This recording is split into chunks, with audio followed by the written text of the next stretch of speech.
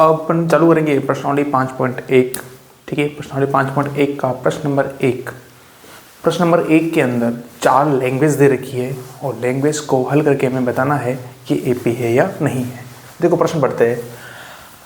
निम्नलिखित स्थितियों, नीचे जो भी प्रश्न दे रखे हैं वो स्थितियां हैं, में से किन स्थितियों में संबंध संख्याओं की सूची एपी है और क्यों है। अगर एपी बनाता है तो क्यों बनाता है वो हमें बताना है। ठीक है, तो पहला प्रश्न हमें कह रहा है कि प्रत्येक किलोमीटर के बाद टैक्सी का किराया, जबकि प्रथम किलोमीटर के लिए किराया ₹15 है।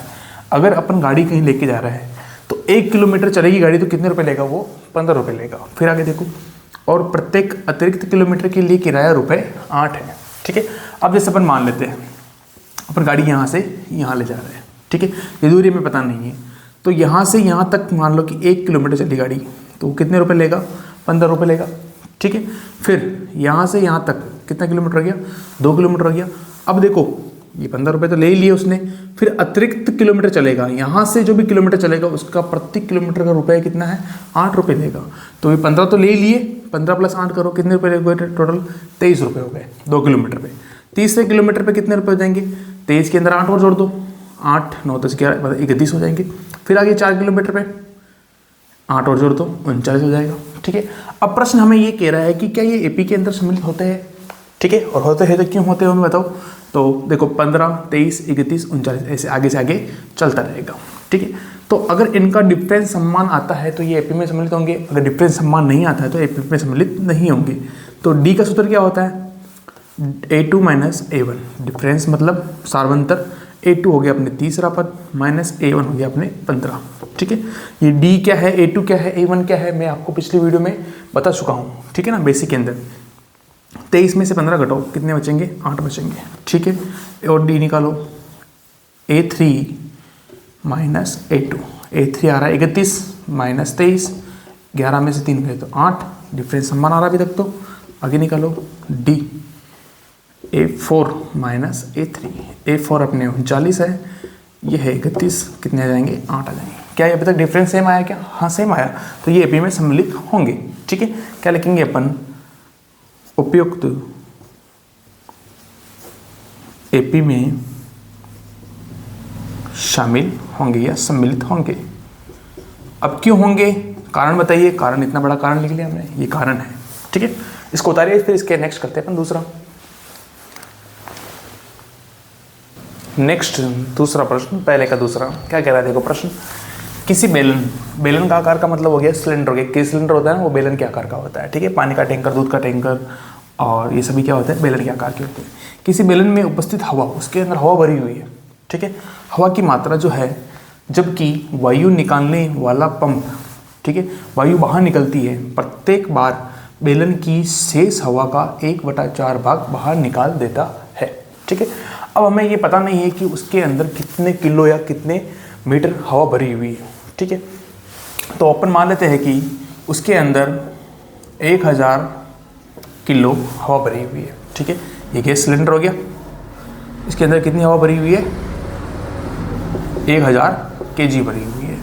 अब कोई पंप है, हवा निकालने वाला पंप। ठीक है, तो उस वो पंप क्या करता है कि एक बार में 1/4 भाग बाहर निकाल देता है। ठीक है, तो पहली बार, ठीक है, फर्स्ट टाइम,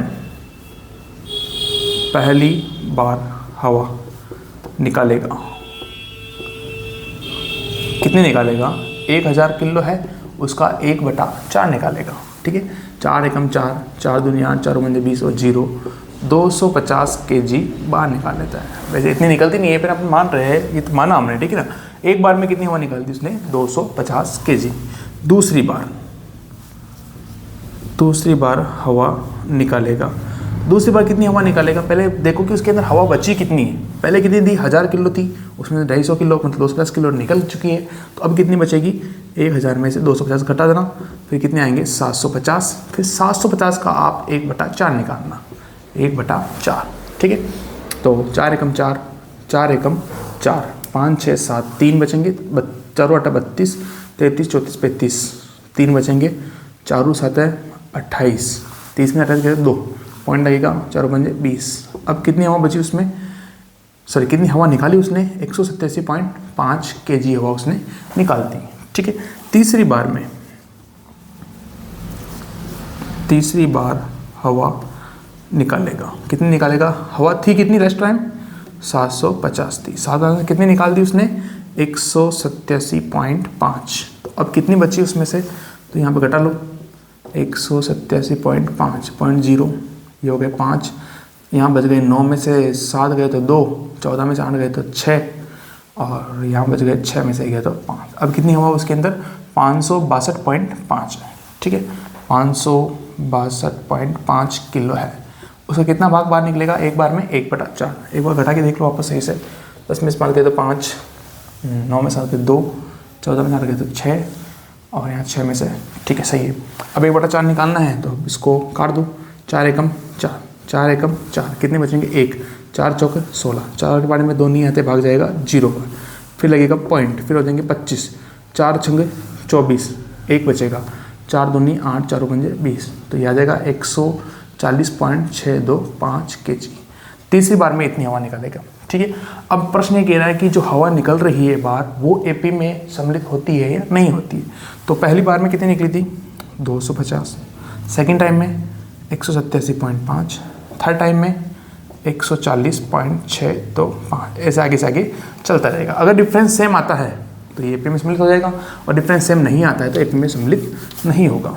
ठीक है, तो डिफरेंस का डी का सूत्र क्या होता है, A2 माइनस A1, A2 है 187.5 में से 250 घटा दो, ये हो जाएगा 5 पॉइंट, ये हो जाएगा 7 3, सॉरी छोटी संख्या से बड़ी संख्या नहीं घटती है, घटाएंगे तो इसमें से ही, लेकिन आगे क्या लगेगा माइनस लगेगा। 187.5 में से 250 घटाओ, मैंने उल्टा कर दिया, 250 में से 187.5 घटाएंगे तो 10 में से 5 गए तो 5, यहाँ बच गए 9, 9 में 7 गए तो 2, यहाँ बच गए 14 में से 8 गए तो 6, इधर बच गया ये आ गया 62.5। ठीक है, एक को डिफरेंस मैं यहाँ निकाल रहा हूँ। ठीक है, जगह नहीं है इस हिसाब से। डी का सूत्र क्या होता है A3 माइनस A2, A3 कितना आ रहा है, A3 तीसरा पद 140.625 माइनस 187.5। ठीक है, घटा के देखते देखें 140.625, इसमें से ये नहीं घटता, घटाएंगे उसमें से, किस में से 187.5 में से, 10 में 5 गए तो 5, 9 में से 2 गए तो 7, 14 में से 6 गए तो 8, यहाँ बच गए 6, यहाँ बच गए 4, कितना आ रहा है 46.875।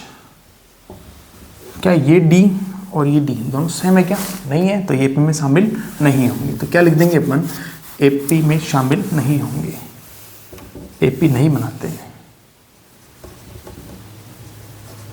शामिल नहीं होंगे या होगा। ठीक है, इसको उतारिए फिर नेक्स्ट करते हैं अपन।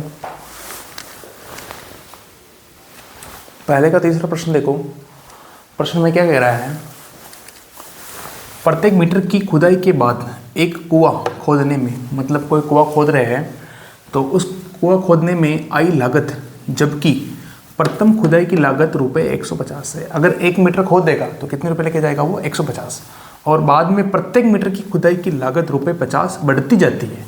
ठीक है, बढ़ती जाती है मतलब का ये समझो, इसका मतलब कि ये कोई कुआं है, ठीक है, इसको खोदना है, तो 1 मीटर मान लो कि यहाँ से यहाँ तक 1 मीटर है, तो वो खोदेगा इस कुएं को यहाँ से लेके यहाँ तक, तो कितने रुपए लेके जाएगा वो 150।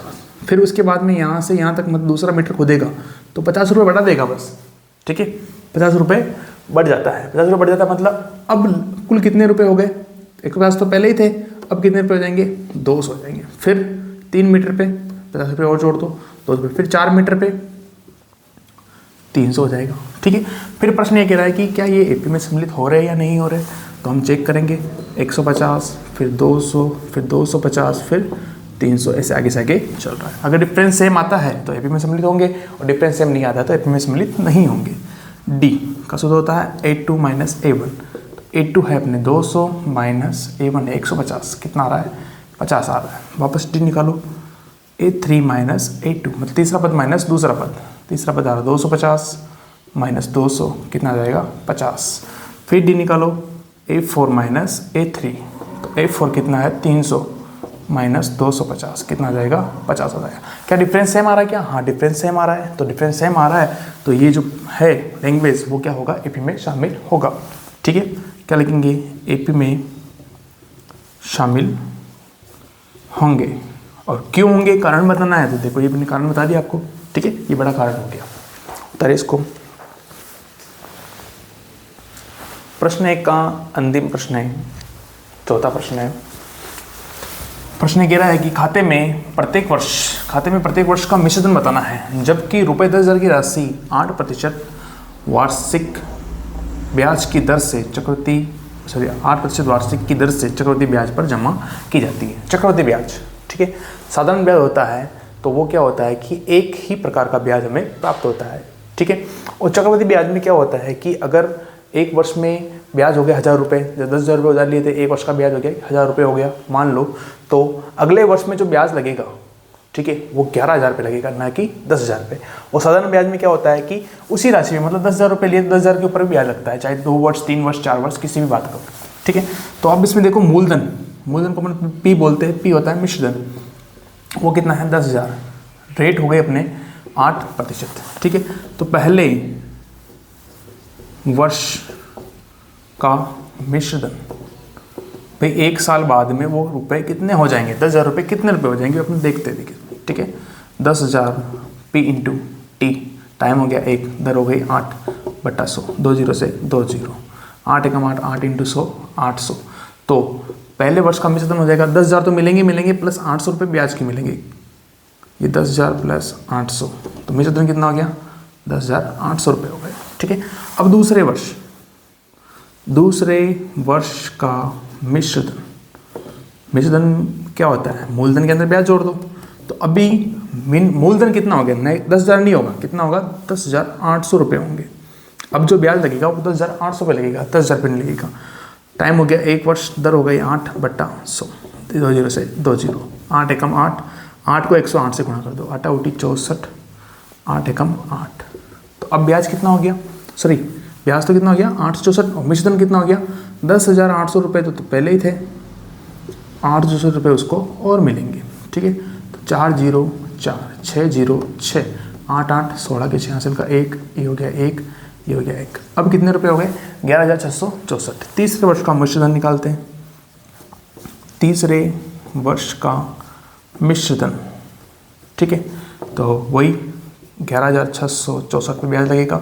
समय हो गया 1 वर्ष, दर हो गई 8/100, कट नहीं रहा है, 2 0 काट के 2 संख्या जोड़ के लगा दो पॉइंट, गुणा कर लो, 8 एकम 8, 8 को इससे गुणा करो, 8 चौक 32 के 2 हासिल के 3, 8 छंग 48 49 51 51 के 1 हासिल के 5, 8 छंग 48 49 51 52 53 53 के 3 हासिल के 5।